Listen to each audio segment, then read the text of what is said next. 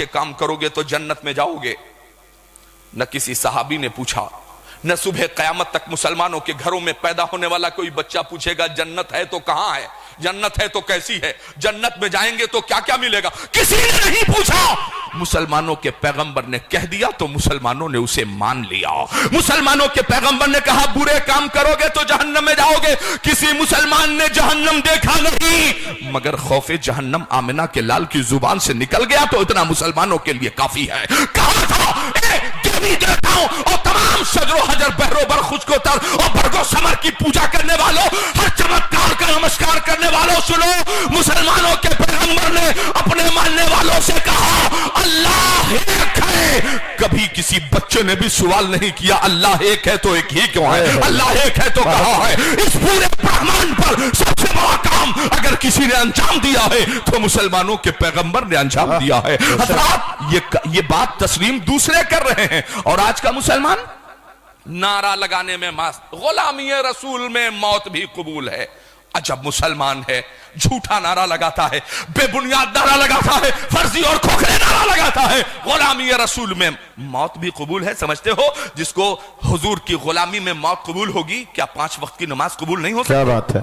गुलामी रसूल में मौत भी कबूल है। 1 महीने का रोजा कबूल नहीं हो सकता, गुलामी रसूल में मौत भी कबूल है। क्या अपने वालिदैन को मनाया नहीं जा सकता? अपने भाइयों के हुकूक को दिया नहीं जा सकते हैं? क्या हुकूक वालिदैन और हुकूक ज़ौजैन पड़ोसियों के हुकूक नहीं दिए जा सकते हैं? बस खाली फर्जी नारा गुलामी रसूल में मौत भी कबूल है।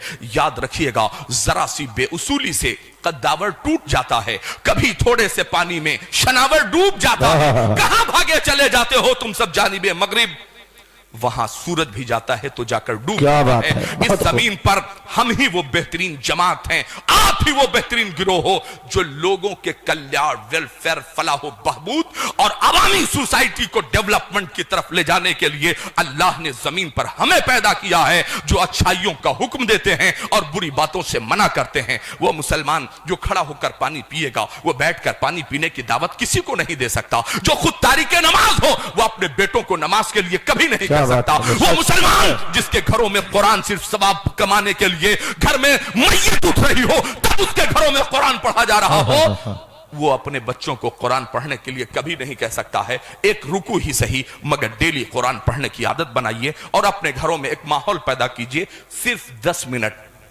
फकत 10 मिनट, 24 घंटे में फकत 10 मिनट हाथ जोड़ के आपसे चाहता हूं कि अपने घरों में बीवी, बच्चे, भाई बहन, माँ बाप, बहू, जितने लोग हैं सब एक मशवरा कीजिए, शूरा मुनक़िद कीजिए और मुत्तफ़क़ा फैसला कीजिए कि 24 घंटे में 10 मिनट हम मगरिब के बाद बगैर किसी से गुफ्तगू किए हुए आंखों को बंद करके सिर्फ अपने आका पे दरूद और सलाम पढ़ेंगे। इसके अलावा ये छोटा सा काम कर लिया तो मैं कोई बाबा तो नहीं हूं, मैं कोई आमिल तो नहीं हूं, मगर औलाद फारूक आजम होने की हैसियत से कह के जाता हूं, अगर 10 मिनट का ये काम आपने कर लिया, इंशाअल्लाह जिंदगी और बंदगी दोनों कामयाब हो जाएगी।